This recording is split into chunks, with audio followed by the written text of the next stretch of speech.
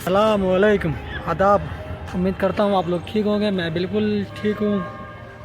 फिर से मैं लेके आया हूँ मैकेनिक की लव स्टोरी एपिसोड नंबर 11 यानी कि 11। वो स्टेशन चली गई थी, रेलवे स्टेशन भाग के चली गई थी वहाँ से, घर से। मेरे मेरे दोस्त को भेजाया था उसको लेने के लिए। तो स्टेशन पर जाके फ़ोन किया मेरा दोस्त कि अरे भाई कहाँ पे बैठी है, स्टेशन पे नहीं, उनको नहीं दिखाई दे रही है। तो मैं उसको तो बोले ठीक है मैं उसको फ़ोन करता हूँ। तो मैं फ़ोन किया तो पहले तो बता नहीं रही थी कि मैं यहाँ पे बैठी हूँ। तो मैं उसको फिर वीडियो कॉल किया।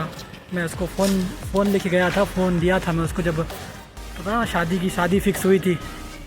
तो शादी के टाइम पे मैं जब हैदराबाद से आता तो फ़ोन लेके आया था, फिर Realme 9।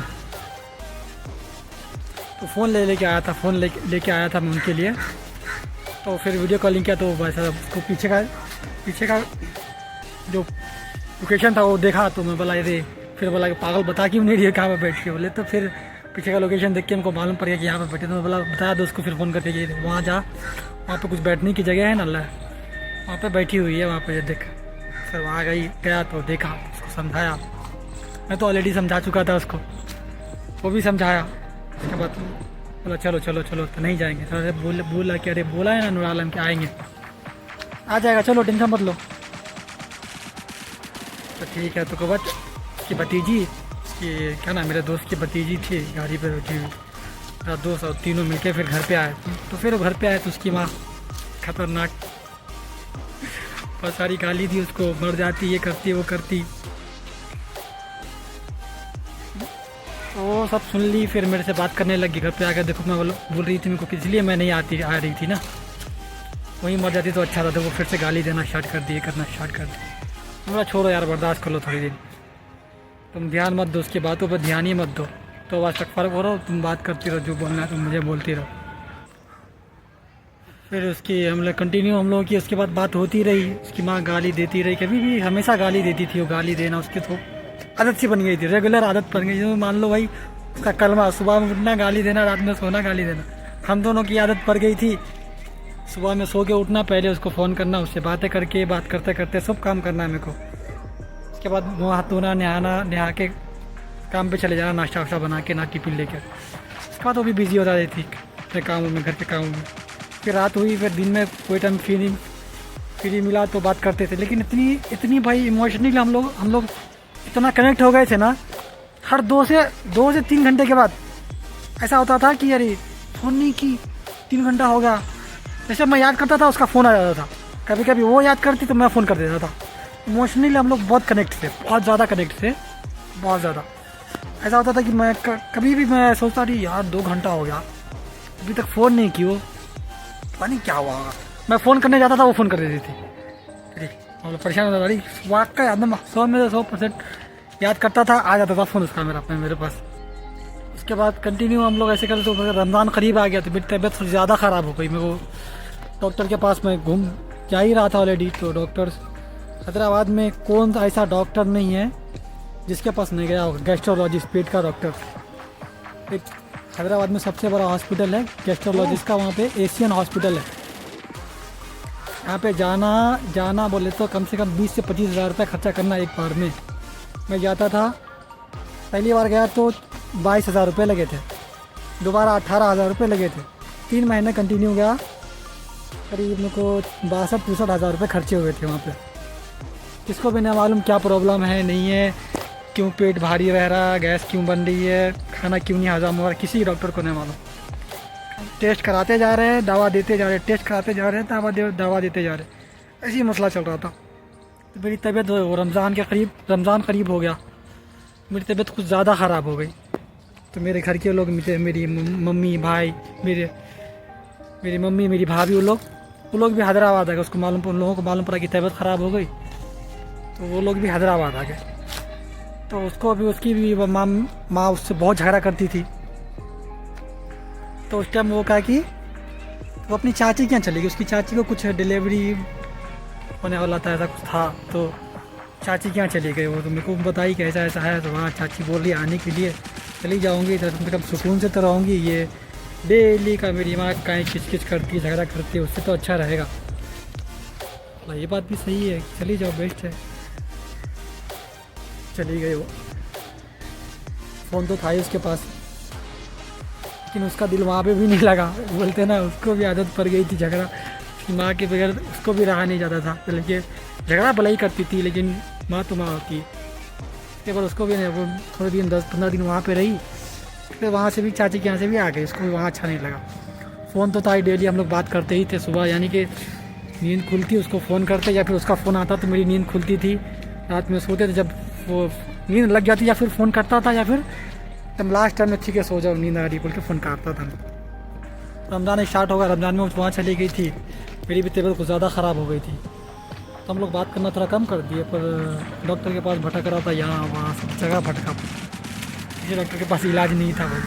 इलाज क्या मिलेगा, पहले तो प्रॉब्लम मालूम पड़ना, क्योंकि कोई प्रॉब्लम ही नहीं थी, कोई प्रॉब्लम ही नहीं मिली थी लोग। तो उसी टाइम ईद आया तो ईद के टाइम जो भी शॉपिंग वॉपिंग करने का था, तो हम लोग उतना जब जो हमारा रिश्ता जब फिक्स हो गया होगा था ना भाई, तो उस टाइम हम लोग क्या किए कि हम दोनों इतना हो गए कि श्योर हो गए थे कि भाई जाहिर सी बात है, अब आज नहीं होनी है तो कल होनी है ना। शादी हमारी तो होनी है आज न कल। हम लोग इतना ज़िद पे अरे हुए है, इतनी मोहब्बत है, तो इंशाल्लाह आज न तो होगी। तो हम लोग एक हस्बैंड वाइफ की तरह, जैसे कि एवरी जो चीज़ लेना है भाई, चप्पल लेना है, जूता लेना है, सैंडल लेना है, ड्रेस लेना है, बुर्खा लेना है, क्या चीज़ लेना है, मैं उसकी ज़रूरत पूरी करता था। पैसे, या फिर मोबाइल में रिचार्ज नहीं है, या फिर पैसे चाहिए, खर्चे के पैसे नहीं है, सब चीज़ मैं पूरी करता था। सिर्फ उसकी माँ बाप, उसका बोले तो खाना पीना, जो भी खाना 3 टाइम खाती थी वो पूरा वो घर में खा लेती थी, बाकी के अलावा मैं पूरी चीज़ पूरा करता था। मेरे को भी तो टेंशन नहीं था कि चलो भाई आज न कल तो शादी होनी है, वो तो होनी है, तो ये था तो कंफर्म था कि शादी होनी है हमारी भाई। तो मैं बेतरीका पैसे खर्चे करता था, टेंशन नहीं था। चलो कब का अपने ऊपर भी बेतरीका वैसे खर्चे करता था कि चलो भाई मैं कैसा भी ठीक हो जाऊँ जल्दी। और उसको जाहिर सी बात है शौक, उसको भी तो कुछ शौक था, तो उसकी भी शौक में भी खर्चे करता था मैं। चलिए शायद उतने दिन में 3 या 4 बुरखा दिया हूँ। और ड्रेस तो बहुत लिमिटेड, ड्रेस, जूता, चप्पल सब छोड़ ही दो। पर यानी कि मोहब्बत थी यार, मोहब्बत है भाई, जाहिर से बात है, तो उतना नहीं सोचा जाता कि चलो भाई ये चीज़ क्यों दे, वो चीज़ क्यों दे।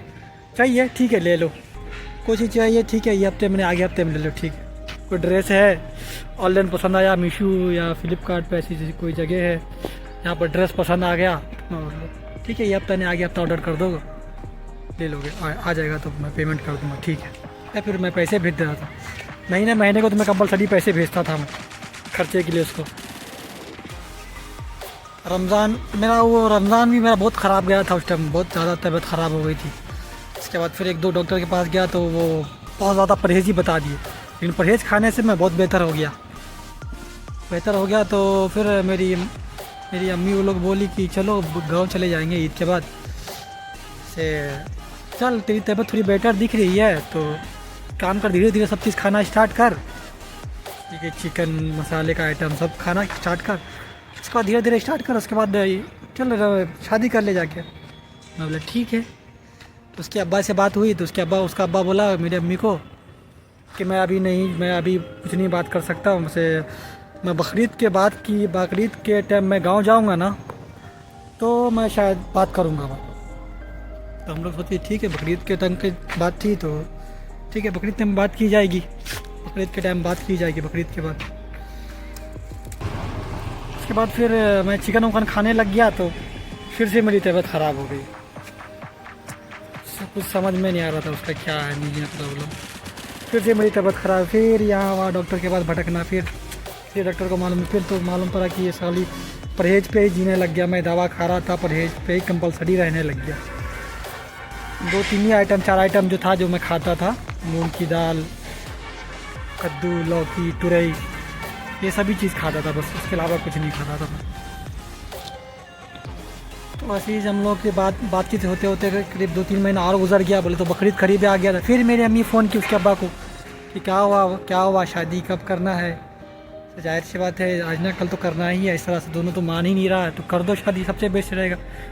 तो उसका अब्बा बोला कि नहीं, कि हमारे घर में फ़ैसला नहीं हुआ है, से हम फैसला करके बोलेंगे। ठीक है, मेरी अम्मी बोली ठीक है, तो जो फैसला करना जल्दी करो। तो वो तो मेन मसला था कि वो बंदा वो अपनी वाइफ से पता नहीं क्या क्षमता था, क्या था, इसकी वाइफ तैयार नहीं थी, इसीलिए वो उसको समझ में नहीं आ रहा था क्या है, नहीं क्या करना है, नहीं करना। कि बकरीद भी गुज़र गया। बकरीद गुजरने के बाद करीब 10 या 15 या 20 दिन के बाद फिर अचानक उसके अब्बा का फ़ोन आया। अजीब सी बात बोला मेरे को बंदा कि काम उसकी माँ पता नहीं क्या सिखाई। उससे पहले मेरे को बोली थी वो, यानी कि मेरी गर्लफ्रेंड जो थी लड़की, मेरे को बोली थी कि ऐसा बोल रही है अम्मी, ज़रूर अब्बा फ़ोन करेंगे तो आपको कुछ आप फ़ोन कीजिएगा तो बोलेंगे ज़रूर। मतलब मैं को फ़ोन करूँगा, मेरी अम्मी फ़ोन कर रही है, मेरी अम्मी बोलेगी, ठीक है। उसका अब्बा खुद फ़ोन किया और अजीब सी बात बोला, एक काम करो भाई, तो मेरी बेटी को लेकर भाग जा। तो बस तक बार किस तरीके की बात बोली, लेके भाग जा, मैं जो पैसा होगा मैं दे दूँगा, यानी कि जो ज़रूरत की चीज़ होगी खर्च देने होने की मैं दे दूँगा। उसके बाद उसको वहाँ पर खड़ी हो गए, उसके बगल में खड़ी होकर सिखा रही है। वो आदमी बोल रहा है, देखो मैं उसको बोला कि भाई अच्छा इज़्ज़त वाला काम कौन सा हुआ, अच्छे से मोहब्बत करके शादी चलो मोहब्बत है तो शादी करना या फिर भाग के शादी करना। तो वो बंदा जवाब नहीं दिया, नहीं हम बोल रहे हैं ना ऐसा करना था कर लो, तो छोड़ो जा दो। अजीब तरीके की बात हो गई। मैं बोला ये कौन सी बात हो गई भाई, मैं बोलने वाला था कि काम करो 5-6 लाख रुपये मेरे अकाउंट में डाल दो, फिर ठीक है भाग के शादी कर लूँगा। फिर वो जुबान संभाल ले तो बस बोले ठीक है। तो अजीब सी बात हो गई। फिर हम लोग बोले ऐसा थोड़ी नहीं होता है, शायर सी बात है, जो मीटिंग में बात हुई थी उस तरह से करो ना, क्योंकि मेरे घर के भी लोग भी मेरे को मजबूर कर रहे हैं ना, इस तरह करना, ऐसा थोड़ी नहीं, ऐसा भागे नहीं करना है, नहीं बेइज्जती वाला काम है वगैरह वगैरह बहुत सारा काम है, तो ना करो ऐसा काम। बेटर है कि भले ही भाई 20 आदमी ना तो 10 ही आदमी सही निकाह पर आके विदाई कर दो। तो नहीं करना है हमको शादी, वैसे कुछ शादी नहीं, हमारे घर में जहर खा के मर जाएगा आदमी। उसकी माँ शायद बोलती थी कि मैं जहर खा के मर जाऊंगी, तो उस चक्कर में उन्हें बोला। तो मेरी अम्मी, फिर मैं बोला कि ठीक है अम्मी फ़ोन करेगी, अम्मी बात कर लेगी आपसे, ठीक है। तो मैं अपनी गर्लफ्रेंड को फिर उसका फादर का फ़ोन रख दिया, मैं अब्बा का फ़ोन कट कर दिया मैं। फिर मैं अपनी गर्लफ्रेंड को फ़ोन ऐसा था तुम्हारा अब्बा बोल रहा था, बोले हाँ मैं बोली थी ना, बोलने वाला मेरी अम्मी उसको सिखा रही थी, मेरी अम्मी बहुत ख़राब है ना, वो नहीं समझती, तुम पागल बनी हुई है, पता नहीं क्या होता। तो मैं अपने घर, फिर शाम का टाइम हुआ, काम पर से घर पे आया, घर पे से बताया मैं ऐसा बोल रहा था। सब मेरे ऊपर चढ़ गया कि तू कभी गलती से ऐसा नहीं करना, तू किया तो देख ले, तेरे लिए सब ये इतना कर रहे हैं कि चलो 1 साल के बाद शादी है, इतना सब मैं सबको मना रही हूँ कर रही हूँ, मेरी अम्मी बोल रही थी। तो मैं भी बोला कि नहीं मैं ऐसा नहीं करूँगा, सर ठीक है देखा जाएगा, गाँव में जाएंगे तो देखा जाएगा। बोले ओके ठीक है देखा जाएगा। तो फिर किसी ने एड्रेस दिया हम लोगों को कि कोई गांव है उधर मधुबनी साइड में, वहाँ पे एक जड़ी बूटी का दवा मिलता है, पेट का प्रॉब्लम का अच्छा दवा दिया जाता है। तो बहुत लोगों को ठीक हो गए वहाँ पे, वहाँ पे देखो एक बार जाके। मतलब ठीक है, गांव तो जाने वाले थे हम लोग एड्रेस पता ले लिया, खुद गाँव चले गए, गाँव में गए तो इलाज कराए, उनके पास भी दवा खाए। इसके पास फर्स्ट टाइम गए तो दवा नहीं दिए, कुछ जानकारी दे दिए और वो कुछ चूरन दिए मेरे को, 2-3-5 दिन खाओ, 5 दिन खाने के बाद आके फिर दवा ले जा रहा हूँ। ठीक है, मैं तो खुद ही टेंशन में रहता था कि कब ठीक होऊंगा। तो मैं वहाँ से गांव गया, गांव से एक बाद मधुबनी गया, मधुबनी से दवा लेके आया मैं। लेके आने के बाद तो शाम में ही फ़ोन आया हमारी मैडम का, तो वो बोली कि तुम 2-3 दिन हो गया गांव में आके मेरे को सही से बात ही नहीं कर रहे हो। ये वीडियो लंबी हो जा रही है, इंशाल्लाह नेक्स्ट एपिसोड नहीं सुनाएंगे। अल्लाह हाफ़िज़, दुआ में याद रखिए, हंसते रहिए, मुस्कुराते रहिए।